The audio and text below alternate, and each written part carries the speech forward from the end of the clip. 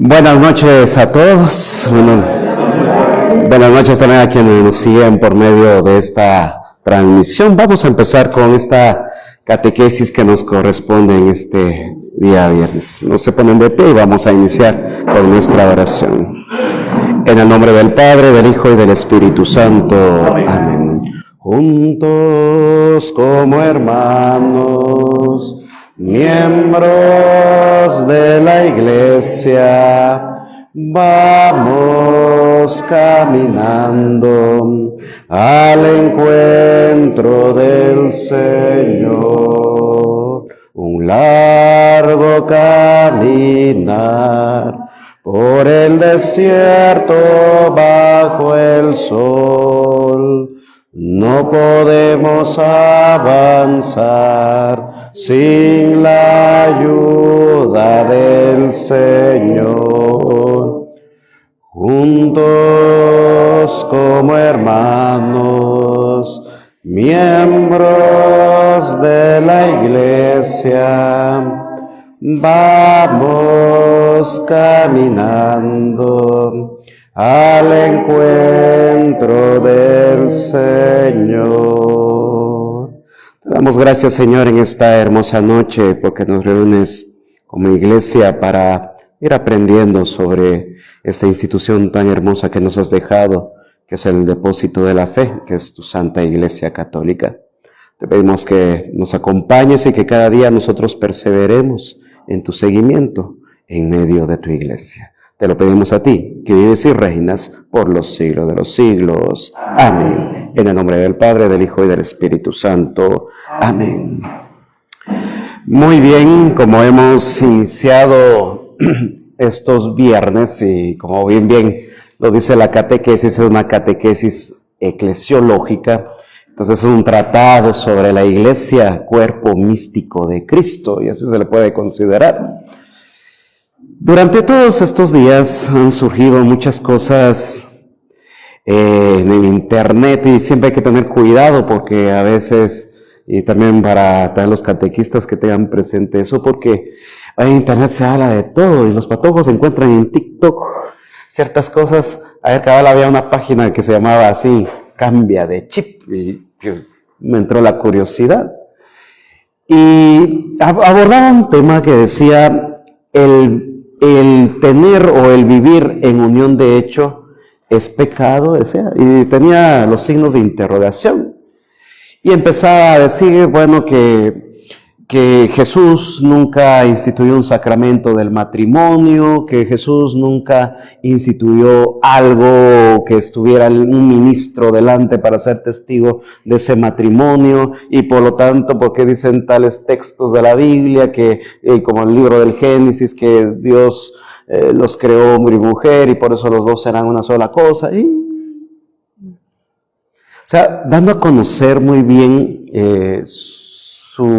podemos decir, su forma de pensar, el tomar muchas veces la Biblia para beneficio propio. Y ahí es donde entra, podríamos decir nosotros, la Iglesia como tal, en sus límites, podemos decir en sus límites que muchas veces pone, pero no es para hacernos a nosotros que, bueno, entonces no dejamos al Espíritu orar. No se trata de eso, al contrario. La Iglesia se mueve por medio del Espíritu y por ella sigue en pie durante todo lo que ha pasado en su historia. Entonces, el no tener en este caso, podemos decir una institución, y por eso hablamos nosotros de magisterio. Muchas personas no teniendo magisterio, ¿qué es lo que acontece? Acontece todo esto, cada quien saca algo de lo que se le ocurre, lo que piensa, y aun aunque le puedan decir a uno, es que eso me lo reveló el Espíritu Santo. Muchas veces hay que cuestionar todo ello, porque no todo viene del Espíritu Santo. Hay muchas cosas que se van, en este caso, contradiciendo aún con la misma doctrina y un sinfín de cosas. Entonces, tocaban ese tema que daba mucho, pero dice uno, bueno, y alguien comentó ahí, bueno, que decía, qué decepción es saber que hay personas que utilizan textos para beneficiarse a sí mismos. O sea, solamente quieren que la Biblia diga lo que ellos quieren que diga y no lo que realmente tiene que decir. ¿Y por qué pasa? Porque no tienen magisterio. No hay nada que los vaya orientando, algo que los guíe o algo, en este caso, que vaya poniendo cierta normativa como realmente debería de ser. Normar esto para que realmente se comprenda, en este caso, la revelación de Cristo que se ha dado a su iglesia. Entonces, el tema de hoy es el tema número 11. Hemos estado hablando hoy, en estos días, sobre las 4 notas que nosotros encontramos en el credo. Cuando decimos creo en la iglesia, primero dice eso, es iglesia. Y cuando nos referimos a iglesia, nos referimos a la comunidad como tal. Y de ahí viene entonces el nombre eclesía, que quiere decir asamblea. Y cuando hablamos de una asamblea, no solamente hablamos de la asamblea donde vas a aplaudir, no, se refiere a la comunidad como tal, y de ahí viene el nombre, asamblea, o sea, que se ensambla, que se une, que encaja.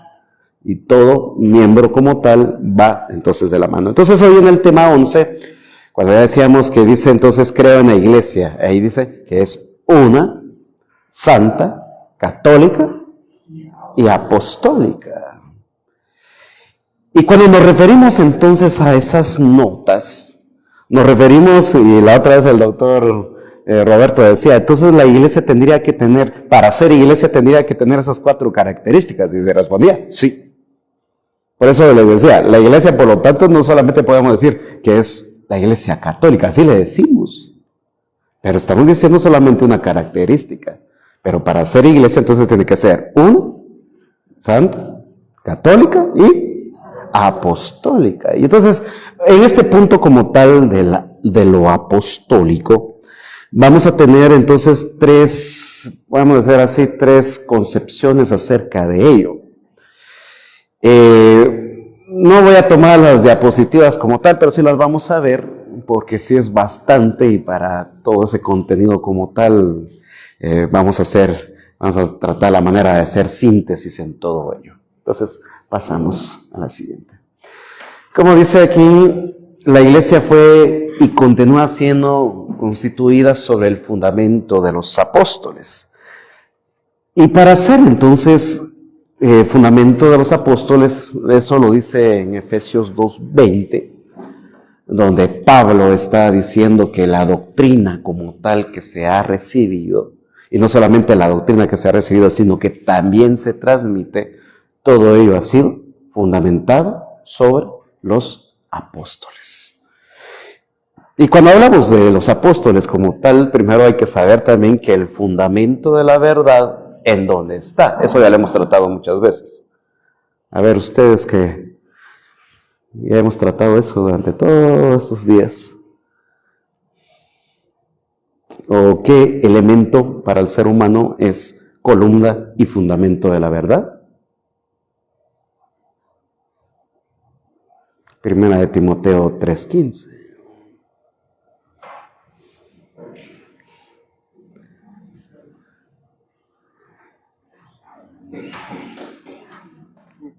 Para entender entonces que si la iglesia es apostólica, es necesario primero saber qué es columna y fundamento de la verdad. ¿Ya encontraron el texto? Primera de Timoteo 3:15.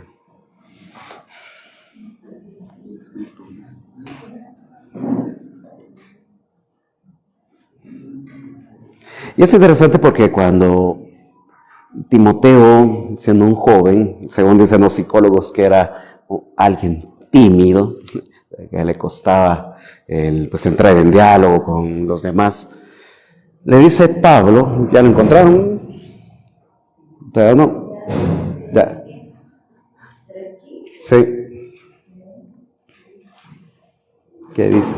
Pero sí me tardaré, te he escrito para que sepas cómo debes conducirte en la casa de Dios, que es la iglesia del Dios vivo, columna y fundamento de la verdad. Muy bien. Entonces, como dice ese texto, por eso digo, Pablo entonces ha avisado que va a llegar de visita ahí con Timoteo. Y Timoteo, entonces le dice Pablo a Timoteo, mira, si todavía me tardo, le dice, igual como le pasó al Padre Ángel, no venía, ¿va? Si me tardo, le dice Pablo, quiero que sepas muy bien cómo debes de comportarte en la iglesia del Dios vivo, que es columna y fundamento de la verdad. Ahí empezamos entonces, con este punto tan importante. Entonces, ¿quién es garante de esa verdad como tal? La iglesia. Ahí ya no hay pierde. Ahí que se digan a usted, es que la iglesia es constituida por el hombre, no es constituida por Dios. Ahí está ese texto, que va a ayudar a usted para saber muy bien que la columna y fundamento de la verdad entonces de la iglesia. Entonces, al ser entonces la iglesia columna y fundamento de la verdad, entonces ahí vienen todas estas notas, que ya ustedes lo han aprendido, pero hoy estamos en este texto apostólico como tal. Entonces, miremos la primera concepción. Pasamos a la siguiente. Esto ya lo vimos ahorita, pasamos a la otra. Ahí estamos. Este texto como tal vamos a tenerlo como un origen, podemos decir, un origen de lo apostólico.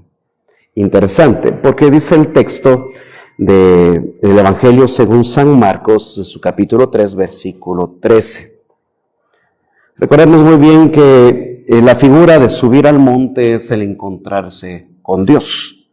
Dice el texto, subiendo al monte llamó a los que él quiso, y fueron donde él estaba, y constituyó a 12 para que estuvieran con él y para enviarlos a predicar. Muy bien. Subió al monte, dice, y llamó a los que él quiso. Y aquí está también en el texto como tal. Llamó a los que él quiso, no a los que quisieron, a los que él quiso. Entonces, ya partiendo desde el origen apostólico, llamémosle así, el origen apostólico, por lo tanto, no es porque yo quiero ser apóstol. O que, mire, fíjese que yo no puedo decir aquí, mire, yo aspiro a ser obispo. Yo no lo voy a decir, ¿no? Sino que es un llamado. Y de igual manera, así como el sacerdocio como tal, o también ustedes, que siendo tal vez catequistas, ministros, lectores, también recibieron un llamado. Ustedes nunca pensaron eso desde niño. Yo nunca dije, bueno, cuando yo llegue a los 21 años me voy al seminario. No, nunca se piensa.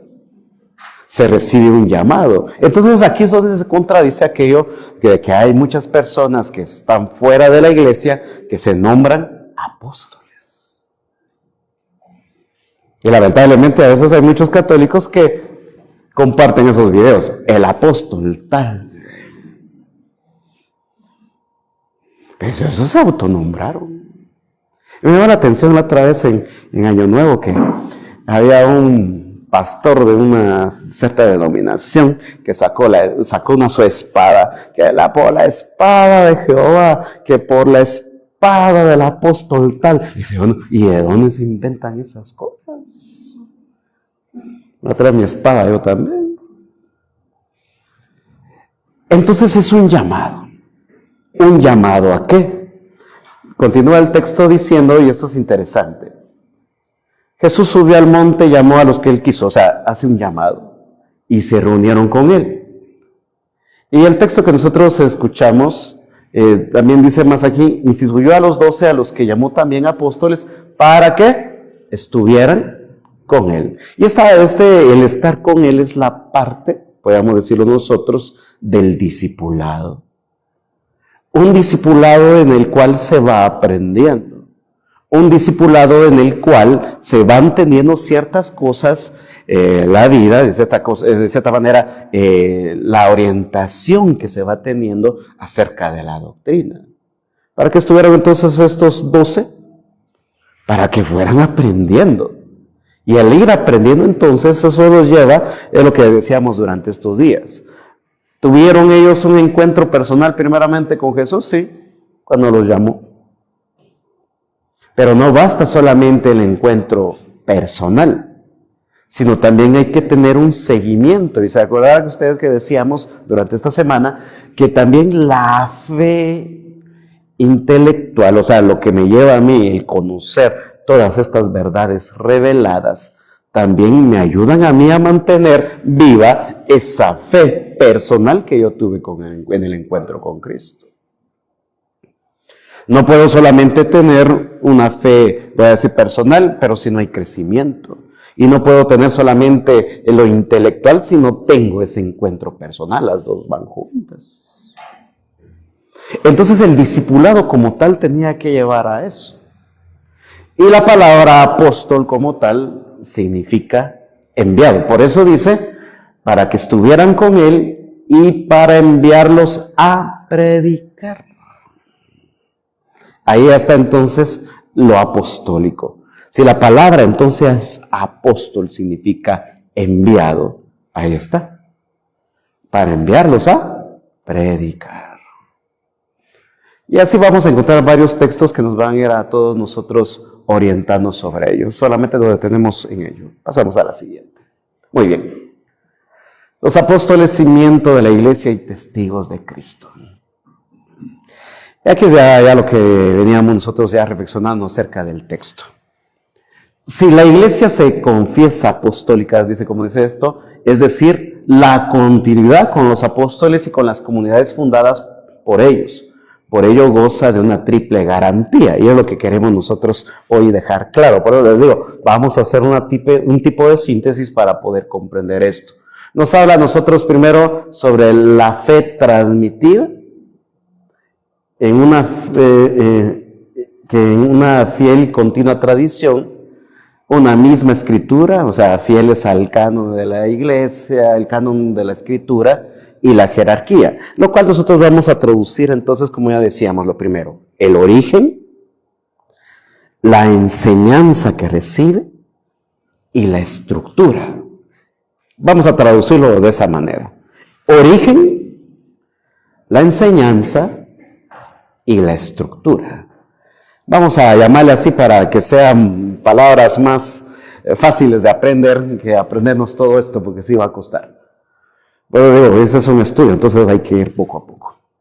Entonces, si ya decíamos que esa misma fe transmitida, ¿qué decíamos del texto que escuchábamos? Decíamos que los apóstoles entonces fueron llamados, pero también participan de un discipulado. Ahí en ese texto como tal está todo como tal.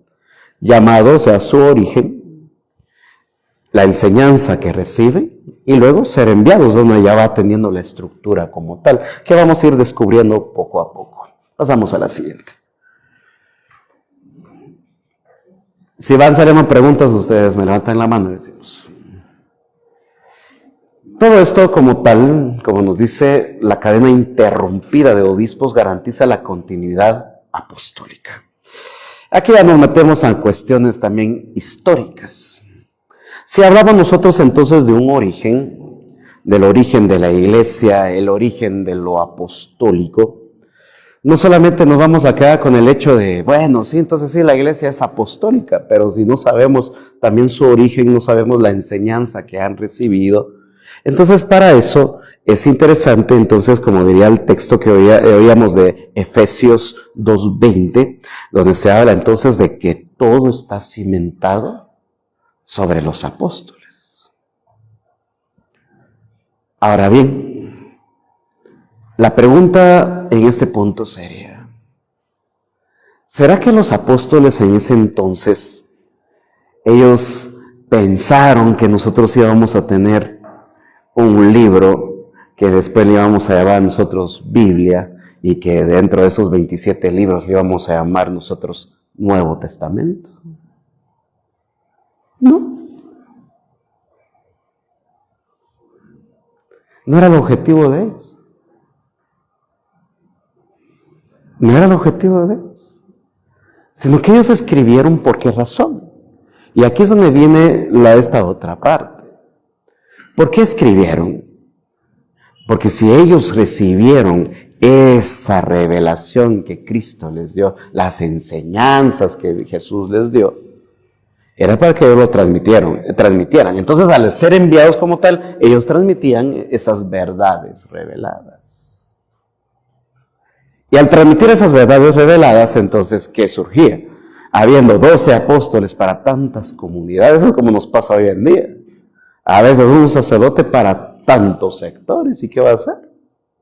No le da tiempo ni de dar formación. Hoy, gracias a Dios, podemos dar las formaciones aquí con ustedes. Pero entonces no se puede. Entonces, ¿qué hacían? Pues escribían. Por ejemplo, San Pablo, ¿cuántas veces le escribió a los corintios? Según dicen que fueron 3 y que dentro de la segunda carta iba la tercera, solo que no salió como de la tercera carta a los corintios. Pero ¿cuántas veces les escribió? Les escribió varias veces, y no para felicitarlos, sino les escribió para llamarles la atención. ¿Y por qué le llamó la atención? Bueno, pero si San Pablo entonces, ¿cómo es que San Pablo entonces tenía autoridad? Porque había sido instituido como apóstol también. Tal vez ya no dentro de los 2, pero se hace no apóstol. ¿Por qué? ¿Y por qué vamos a esto? ¿Y por qué me marco mucho a San Pablo?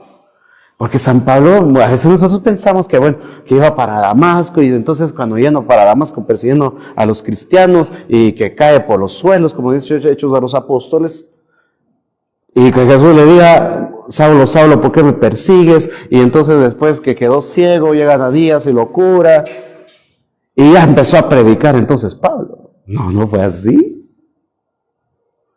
San Pablo tuvo un proceso como tal, primeramente, podríamos decir nosotros, de desintoxicación, podríamos decirlo así, de lo que él tenía en su corazón y en su mente, como nos pasa a todos nosotros.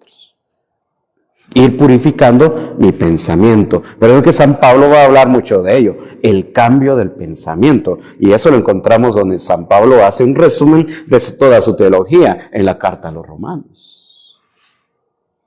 En su capítulo 12, versículo 2, cuando él habla de la transformación de la mente. ¿Por qué? Porque eso es lo que tuvo San Pablo. ¿Cuál fue la conversión de San Pablo? San Pablo no era borracho. No voy a decir, Jesús me sacó del alcoholismo. No. ¿Cuál fue la conversión de Pablo? Su forma de pensar, su forma de ver las cosas. ¿Por qué? Porque era su forma de su predicación como tal. Entonces, si Pablo pasó una etapa, y algunos dirán que fueron 14 años en la cual San Pablo estuvo aprendiendo, hasta eso empezó a predicar. O sea, entonces, no es como nosotros podemos recibir ahora, bueno, mándenme la formación, aquí se lo mando en digital, el WhatsApp. No era así. Para nosotros recibir eso sí es fácil, pero antes no. Entonces, si los apóstoles entonces no habían pensado en eso, entender, pero sí escribían, ¿para qué? Para corregir, orientar a las comunidades cristianas. Y solo démonos cuenta, las comunidades cristianas aceptaban la autoridad de los apóstoles. ¿Por qué? Porque sabían que habían estado con Jesús. Habían estado con Jesús. Y entonces, ¿qué transmitían? Transmitían la doctrina pura. Y al transmitir la doctrina pura, entonces, se vuelve entonces en garantía. Y al ser una garantía como tal, es algo de creer. Entonces, por eso hoy en día, y si vamos nosotros a la enseñanza como tal, ¿qué es lo que ellos aprenden? Si realmente nosotros sabemos muy bien que los apóstoles, por lo tanto, han tenido entonces ese caminar, esa enseñanza, y sobre todo, como aparece aquí el texto, que tal vez muchas veces se utiliza, que tú eres Pedro y sobre esta piedra edificaré mi iglesia. También está aquel otro texto donde Jesús le habla a Juan, no, a Pedro, que diga, cuando le dice, confirma a tus hermanos. Cuando le dice eso, confirma en la fe a tus hermanos. Se está refiriendo a él. Pedro como tal, que es la cabeza que va a dirigir a los demás, pero tiene que confirmarlos en la fe. Y esa confirmación de la fe, entonces, como les digo, es garante entonces lo que ellos han recibido. Entonces, pasamos a la siguiente. Muy bien, entonces, el credo en la iglesia, una santa católica y apostólica, dice, esto bueno, ya lo hemos visto, Después de su resurrección, dio a los apóstoles el poder de realizar la misión. Cuando ellos reciben el Espíritu Santo, se dirigen a los hombres y mujeres en su propia lengua a anunciar la buena noticia. Esto lo hizo que los primeros creyentes se congregaran alrededor de los apóstoles. Como les digo, no estoy comentando eso mucho, pero sí lo estoy tomando. Si de cuenta lo dijimos, pero en otras palabras, ya digerido como tal. Pasamos al siguiente. Entonces, dice, desde los comienzos hay textos que afirman tal apostolicidad. Los apóstoles salieron al borde entero a predicar la misma doctrina de la fe a todas las naciones. En cada ciudad fundaron iglesias, o sea, comunidades. Y al formar entonces comunidades, como les digo, no estaba el hecho de aquí entonces de la separación como tal que hoy en día nosotros conocemos. Entonces, la enseñanza, como lo dirá también el Evangelio según San Juan, no todas las cosas están escritas en este libro, porque si todas se escribieran, no alcanzarían todos los libros o lugares donde se guardarían. O sea, ¿hay más enseñanzas entonces de lo que Jesús hizo? Claro que sí. Interesante, la otra vez me puse a ver esta Biblia, y esta Biblia pues trae los diálogos de Jesús, las palabras de Jesús en letra roja. Y cuando uno se pone a leer el Evangelio, dice uno, poquito lo que dice Jesús en todo. Y es poquito. Lo demás es narrativo como tal. Entonces, ¿a qué nos lleva eso? Nos lleva entonces que la enseñanza entonces que ellos plasman para corregir a las comunidades, también viene entonces a este caso a tener en cuenta que nosotros, pues decimos las tres fuentes, en este caso de la revelación que nosotros tenemos como iglesia, ¿cuáles son?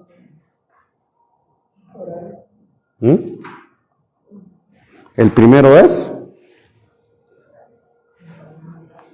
las Sagradas Escrituras. El segundo, la tradición apostólica. Y el tercero, el magisterio de la iglesia. Entonces, por eso decimos que si esta es una fuente, o sea, las Sagradas Escrituras es una fuente de la revelación. O sea, decimos que hay una fuente, hay otras dos. La tradición apostólica entonces es la que nos va orientando a nosotros y es la que se ha transmitido a lo largo de los siglos. Y es lo que decíamos la otra vez. Si un día, por ejemplo, tal vez si miramos hoy el día, el tiempo cómo está, llegará el día en que tal vez ya ni vamos a tener Biblias. ¿Por qué razón? Porque demos cuenta que hay mucha persecución a nivel mundial a la cristiandad. Pero ¿qué es lo que se va a mantener vivo? La tradición apostólica. Entonces la tradición apostólica como tal, por eso la enseñanza, es lo que les decía la otra vez, por eso hay un documento muy bonito que usted encuentra en internet que se llama la Didache. Se escribe Didache, así se escribe, pero es Didache, que no está dentro de las Sagradas Escrituras porque sale entre el año 100, 105, 110. Y acordémonos que las cartas y los evangelios tuvieron que estar durante el primer siglo para poder entrar en el Nuevo Testamento. Y que ya pasó al siglo II ya no entró. Pero es interesante, ahí lo encuentra usted en internet, la Didache, pone usted ahí. Y la Didache se puede traducir como la enseñanza de los apóstoles. Y esa enseñanza de los apóstoles transmite, podríamos decirlo así, cómo realmente, cuáles son los dos caminos que Dios muestra. Y los dos caminos, primeramente es la que el hombre tiene que elegir, si elige el bien o elige el mal, pues ya va a depender del hombre, decía ahí. También habrá un tema sobre el fin de los tiempos, fin de los tiempos, no del mundo, fin de los tiempos. Desde ahí el lenguaje como tal ya nos va corrigiendo a nosotros. Y entonces por esa misma razón Agustín, ya tomando esa tradición como tal, va a decir, de ahí él toma ello, cuando se refiere que al fin del mundo, no dice el fin del mundo, sino el fin de los tiempos, va a ser no por destrucción, sino por transformación, dice San Agustín. en su libro Ciudad de Dios. Va a ser por transformación. ¿Por qué? Porque toma esa tradición como tal de lo que dice la Didache. Y también habla acerca del bautismo, qué es lo que se recibe del bautismo y todo ello. Una bonita catequesis que dan los apóstoles ahí, es interesante. Pero lamentablemente a veces no la tomamos. ¿Venden ese libro en la librería? Claro que sí, en las librerías católicas venden ese libro. La Didache aparece. Entonces, teniendo eso, esa enseñanza como tal, la que se nos ha transmitido. Como hoy en día salen tantas objeciones que nos dicen a nosotros, mire, pero es que en la Biblia no aparece tal cosa, es que en la Biblia no aparece esto, en la Biblia no aparece lo otro. No podríamos decir nosotros que todo va a estar acá, porque como decimos, solo como un ejemplo, ¿por qué San Pablo no habla acerca de la Virgen María? Porque muchos ponen objeción de eso. Pero les decía, las cartas entonces surgen para corregir a una comunidad. Entonces podríamos decir que para las comunidades cristianas, o sea, las comunidades primitivas, el tema de la Virgen María no era problema. ¿Por qué tan tranquilo lo agarra San Lucas en su Evangelio? ¿Por qué en Hechos de los Apóstoles tan tranquilo la agarra que estaba reunida la comunidad y en ella estaba la madre de Jesús? ¿Por qué tan tranquilo? ¿Por qué San Juan escribe que ante la cruz estaba la madre y el discípulo amado? ¿Por qué? Porque no era problema. Era algo normal saber acerca de la maternidad de la Virgen María, que es la madre de Dios. Por eso es que no aparece en las Sagradas Escrituras como un tema como tal, porque no era problema. Y digan, ¿esa tradición como tal ha llegado hasta nuestros días? Claro que sí. Y esa tradición como tal, como les digo, no es un invento ahora de los papas, no. Ha venido de siglos en siglos.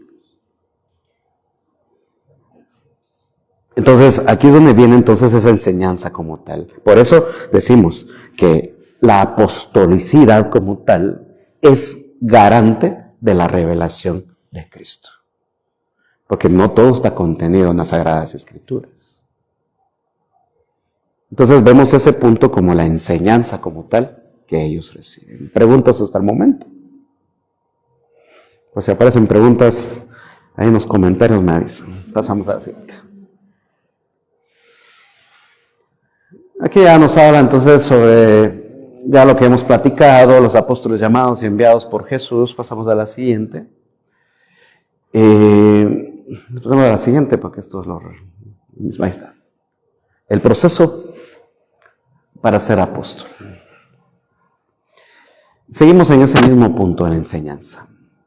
En los Hechos de los Apóstoles se narra cómo los apóstoles debieron constituir a los diáconos. Bueno, tal vez ahorita ya no estamos en la enseñanza, ahorita ya estamos en la estructura.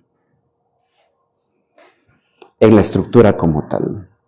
Y cuando nos referimos a la estructura, no solamente nos estamos refiriendo al hecho bueno, que como lo dirá San Pablo, que hay profetas, hay evangelizadores. Esos son los carismas que existen dentro de.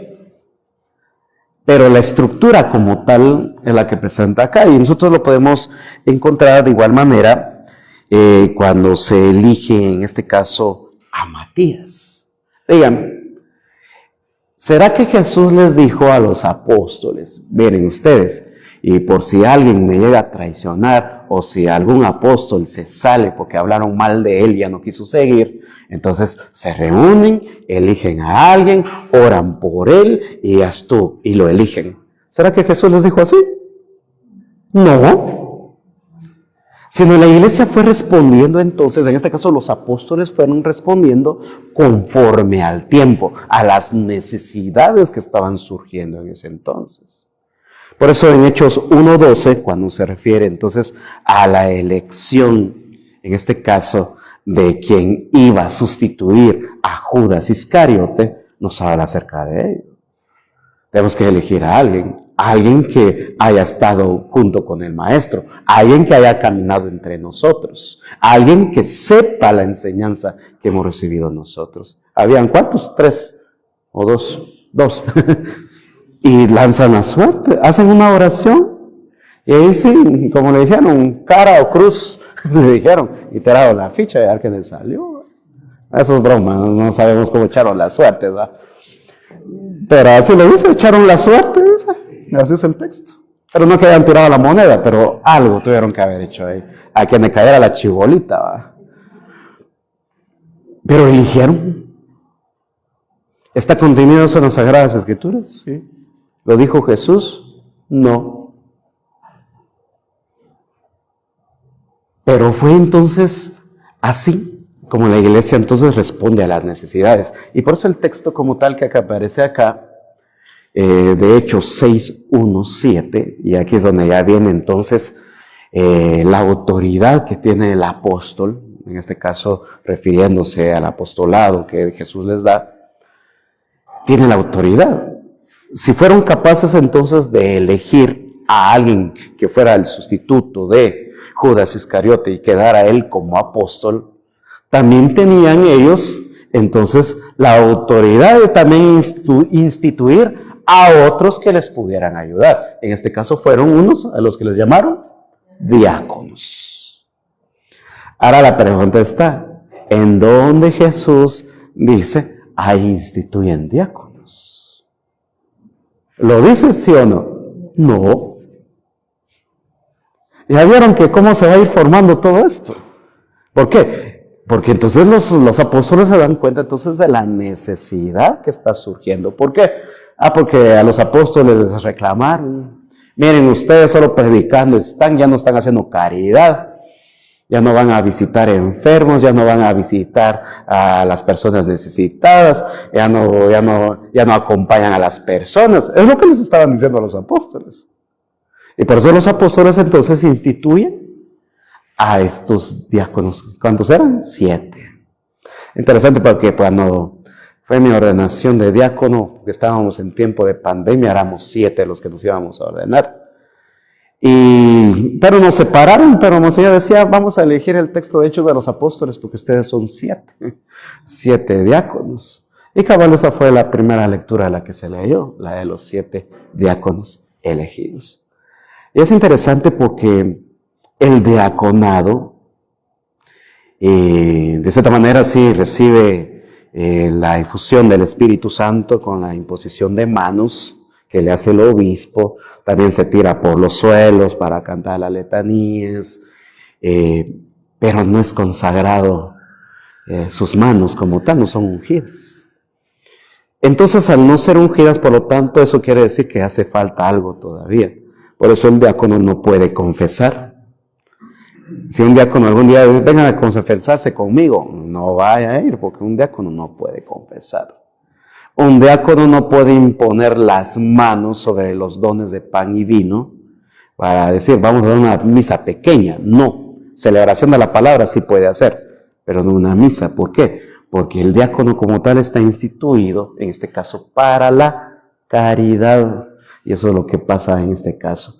Que dice aquí, debieron instituir a diáconos para que les ayudaran en sus tareas, así ellos tuvieran mayor tiempo para la oración. Una característica de la comunidad apostólica es que la oración antecede a la misión. O sea, y aquí es donde viene también ese punto, la oración.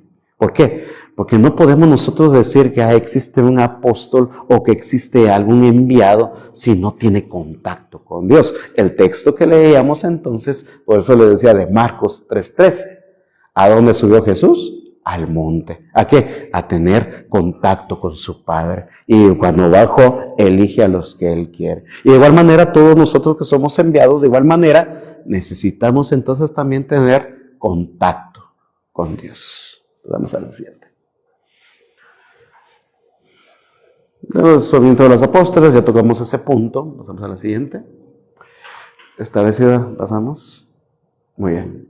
La apostolicidad de la doctrina. Y esto ya lo veníamos nosotros platicando. Entonces, si entonces decíamos la estructura como tal, y si aquí nos habla de la apostolicidad de la doctrina, como dice aquí, hay una sucesión continuada con la característica y fidelidad de la doctrina de los apóstoles en las situaciones geográficas y culturales nuevas. aquí es entonces donde surge también algo que nosotros le vamos a llamar el presbiterado. Ya hablamos entonces de los apóstoles, de los diáconos. Y nosotros como sacerdotes o como presbíteros, ¿en dónde estamos? Eso usted lo puede encontrar en Hechos de los Apóstoles, en su capítulo 11, versículo 30. También lo puede encontrar en el capítulo 15, versículo 2, donde se nos va hablando a nosotros acerca de que ya en las comunidades existían presbíteros. Los presbíteros como tal, la palabra presbítero, y aquí es donde vamos a hablar entonces ya de estos términos. El obispo en griego se puede denominar, tal vez ustedes saben, estos días salió un documento sobre los libros que está presentando el Ministerio de Educación, y ese documento viene de parte de la iglesia local aquí en Guatemala. Fue hecha por los obispos, a lo que nosotros le llamamos la conferencia episcopal. ¿Tal vez ustedes han escuchado el episcopo?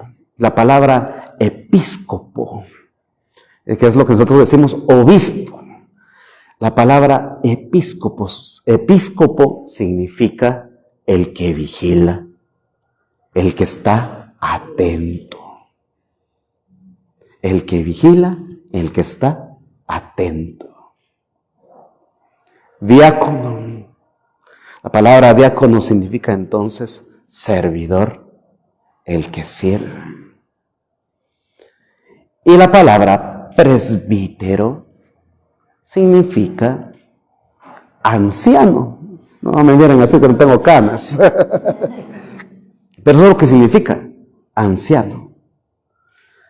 Pero ¿tú por qué le pusieron anciano? Así porque tenía que ser entonces el presbítero alguien que sostuviera entonces la fe y sostuviera también, en este caso, la doctrina que traía, o sea, una persona sabia, una persona madura espiritualmente, humanamente, o sea, en pocas palabras, en su fe. Y entonces, todo eso, pero ¿quién es, como lo dice aquí, la apostolicidad de la doctrina? Donde entonces la continuación de todo esto de lo apostolado desde su origen y la enseñanza, ¿en dónde lo vemos nosotros hoy en día? En el obispo. El obispo entonces también es el garante entonces de esa doctrina que se transmite. Por eso a veces nos dicen, padre, dice que el Papa va a cambiar tal doctrina, dice que el obispo va a cambiar. No se puede. ¿El Papa qué es? Obispo. El obispo de Roma, ¿se le dice? De que ha sido elegido, eso sí, para que dirija a la Iglesia Universal, eso sí, pero es obispo. El obispo de Roma. Por eso cuando el Papa Benedicto XVI renunció, decían, es el Papa emérito. No, el obispo de Roma emérito, o sea, alguien que no estaba ejerciendo como tal, como el obispado y todo ello. Entonces el obispo, por lo tanto, es el garante entonces de esa doctrina. ¿Y dónde quedamos nosotros los presbíteros? Eso lo escuché la otra vez que decía el padre Carlos acá. Los presbíteros entonces solamente somos colaboradores del obispo. Por eso que la otra vez, ¿se recuerdan cuando saqué la licencia ministerial y el padre les enseñó? ¿Por qué? Porque el obispo entonces también nos autoriza a nosotros, porque tiene la autoridad, y hasta nos puede decir a nosotros, si me dice, mira, padre Ángel, ahorita no podés, ya no te estoy, o no te autorizo que celebres misa. Un sacerdote puedo hacer, yo no lo puedo hacer. Si hasta para confesar hay que pedir permiso cuando uno es ordenado. Yo pensaba que, bueno, el obispo ya me ordenó, ya puedo ir a confesar. No. Ya se tiene que acercar uno al obispo y decirle, monseñor, ¿me autoriza a poder confesar? Sí, le dice uno. Bueno, entonces ya puede uno. Porque primero tienen que ver las notas del curso de moral, ¿no? ¿Por qué? Porque eso es lo que se va manejando todo ahí. Imagínense que mis clases de moral yo estoy a favor del aborto y eso voy a aconsejar en todo lo que voy a decir. No sirve, ¿verdad? Entonces, somos garantes de eso. Y el diácono, entonces, al servicio. El diácono está al servicio de toda la iglesia. No es el que le sirve al padre o al obispo, pero sí está dentro del orden. Entonces, teniendo todo esto en cuenta, pasamos a lo otro. Pasamos a lo siguiente, porque esto solamente lo han puesto ahí para que... Aquí está. Y aquí está este punto como tal, al cual queremos llegar. Si nosotros estamos hablando entonces de la iglesia como tal, como garante, como decíamos al inicio, si la iglesia es columna y fundamento de la verdad, ¿por qué? Porque ya está establecida en los cimientos de los apóstoles. Entonces, ¿quiénes hacen la misión? ¿Solamente los obispos, presbíteros y diáconos? No. Todos nosotros, los bautizados. ¿Por qué razón? Porque también todos nosotros somos enviados. Y somos enviados a predicar también ese evangelio, lo que hemos recibido de parte de la iglesia. Entonces aquí es donde viene entonces la responsabilidad de cada uno. Por eso dice, la tarea apostólica que ha continuado y la tarea de los obispos es en favor de toda la iglesia y para toda ella, como iglesia, por estar fundada sobre el cimiento de los apóstoles y sus sucesores, los obispos, y con ellos, y la animada por el Espíritu Santo, sea enviada a dar testimonio de Él en medio del mundo. No se debe olvidar que esta tarea se lleva a cabo desde el carisma y vocación específica a la cual cada cristiano es llamado. Todos podemos, entonces, por eso es que se nos habla, ¿tenemos todos una vocación en la vida? Sí, la vocación a la santidad. ¿Tenemos vocaciones específicas también? Claro que sí. Unos fueron llamados a ser solteros, otros fueron llamados al matrimonio, otros fueron llamados al sacerdocio, cada quien en su carisma como tal, pero recibieron un mismo llamado, el llamado de Cristo a ser misioneros, evangelizadores. Ahora la pregunta es, si de todo lo que hablamos hoy, ¿usted también es garante de esa verdad? En teoría tendría que ser así. ¿Conoce la verdad? ¿Ha estudiado usted lo que decíamos, las fuentes de la revelación o las fuentes que tiene la iglesia para encontrarse con Dios? ¿Sabe usted? ¿Ha leído la Biblia? ¿Ha estudiado usted todas las Sagradas Escrituras? ¿Ha leído usted los documentos estos que les estaba diciendo, por ejemplo, la vida G, los padres, los santos padres, a los padres apostólicos, la patrística como tal, o todo que ellos enseñan? ¿Ha leído usted el magisterio de la iglesia? Por lo menos se ha leído usted el catecismo de la iglesia completo. Ese es el magisterio. ¿Lo ha leído?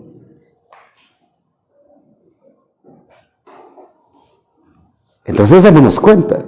Si nosotros entonces queremos, si decimos estar cimentados, pues tenemos que entonces también que dar la talla de todo ello. Saber muy bien entonces que todo esto no es por gusto, sino tiene un porqué. Pero tenemos que dar realmente esa talla. ¿Preguntas?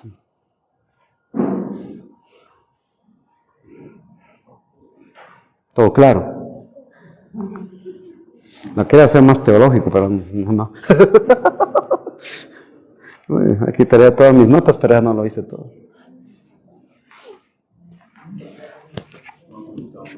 Una pregunta.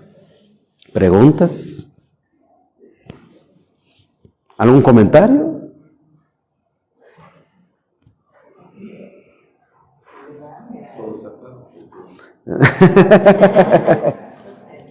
¿Todo está claro?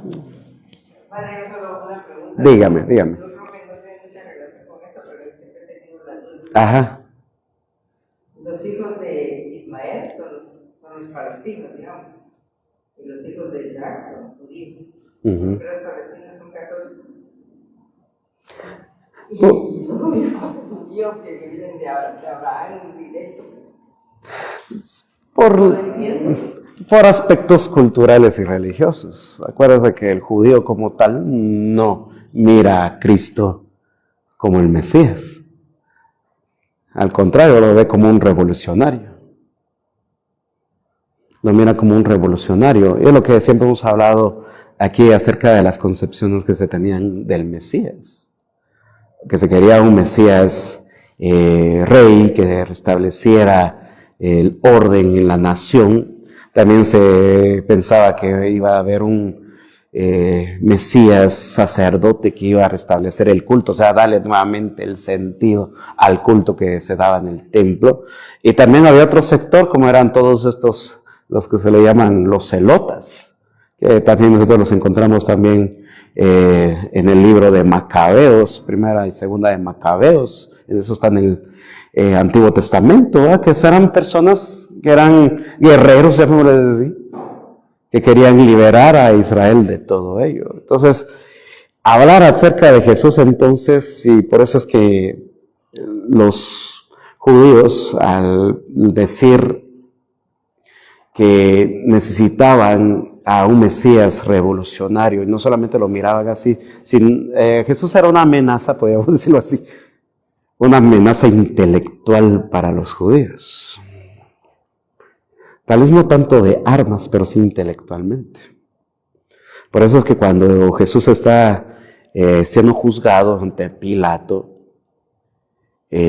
cuando Pilato pregunta qué quiere que libere a Jesús o a Barrabás, la gente a quien exclamó, a Barrabás. ¿Por qué razón? Por el significado del nombre de Barrabás. Como Barrabás era el dirigente de ese grupo revolucionario, ¿y su nombre qué significa? Como dijo Jesús, cuando ustedes se dirijan al Padre, díganle la palabra, ¿cómo dijo? Abba. ¿Qué quiere decir? Padre. Y en hebreo, para también decir hijo, se utilizaba la palabra bar. Entonces la palabra es bar, abba. Entonces haga la composición de esos significados, esas dos palabras, ¿qué significaría el nombre? Hijo del Padre. Hijo del Padre significa entonces el nombre Barrabás. Entonces, si toda la gente, las personas ahí que eran del pueblo querían la libertad, entonces pidamos a él, porque él se ha de ser el Mesías, porque él es el dirigente de la fuerza en nuestro pueblo como tal. Entonces, por esa misma razón existe siempre ese conflicto como tal, porque en la concepción, podríamos decir, lo cultural y religioso, Jesús no es aceptado como tal por los judíos. Una pregunta. ¿Un laico casado puede ser diácono? Existe dentro de la iglesia también algo que se le llama el diaconado permanente.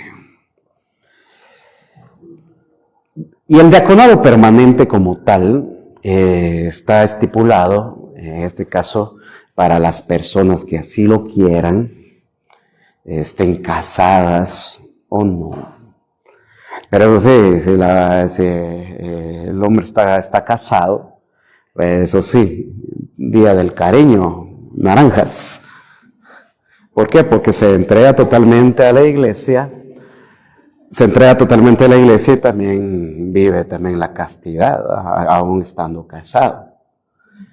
Y entonces, ¿qué haría esa persona? Se dedicaría a la catequesis. También ayudaría al presbítero en hacer bautismos, en dar la homilía en las misas. ¿Y qué, Mario? ¿No va a ser diácono permanente? ¿Le asusta, Mayra? Pues el laico consagrado vive dentro de una comunidad como tal, pero no puede ejercer, en cuestión de sacramentos no puede ejercer. El diácono sí puede también ser testigo del sacramento del matrimonio y del bautismo. Y las puede hacer. Pero como digo, aquí en Guatemala también hay muchas personas que han enviudado y han decidido también ser diáconos permanentes, que han enviudado. Aquí en Guatemala, por aspecto cultural, porque aquí decir, miren, ese diácono, como le dicen aquí no se hace la diferencia entre diácono y sacerdote. Sea diácono, que le dicen padre, ¿verdad? Y decir, miren, ese padre tiene esposa y tiene hijos. Es decir, la gente, en el aspecto cultural, aquí cuesta. Sí se habló durante cierto tiempo la posibilidad de poderlo tener en Guatemala, pero por lo cultural como tal, mejor todavía no. Nos cuesta todavía estar un poco maduros en ese aspecto. ¿Estamos? Muy bien, entonces recuerden que la iglesia es una, santa, católica y apostólica. Esas cuatro notas que no se nos olvide. Y si usted omite una de esas, ya no es católico, ¿eh? Entonces terminamos. Entonces se ponen en pie y finalizamos con esta catequesis. En el nombre del Padre, del Hijo y del Espíritu Santo. Amén. Te damos gracias, Señor, en esta hermosa noche, porque siempre estás con nosotros. Te pedimos que bendigas nuestras vidas, que nos acompañes, y que tú, que nos has dado la oportunidad y el privilegio de estar en tu Santa Iglesia, permítenos siempre perseverar y estar siempre atentos a lo que tú nos mandas. Te lo pedimos a ti, que vives y reinas por los siglos de los siglos. Amén. El Señor esté con ustedes. Y la bendición de Dios Todopoderoso, Padre, Hijo y Espíritu Santo, descienda sobre ustedes y los acompañe siempre.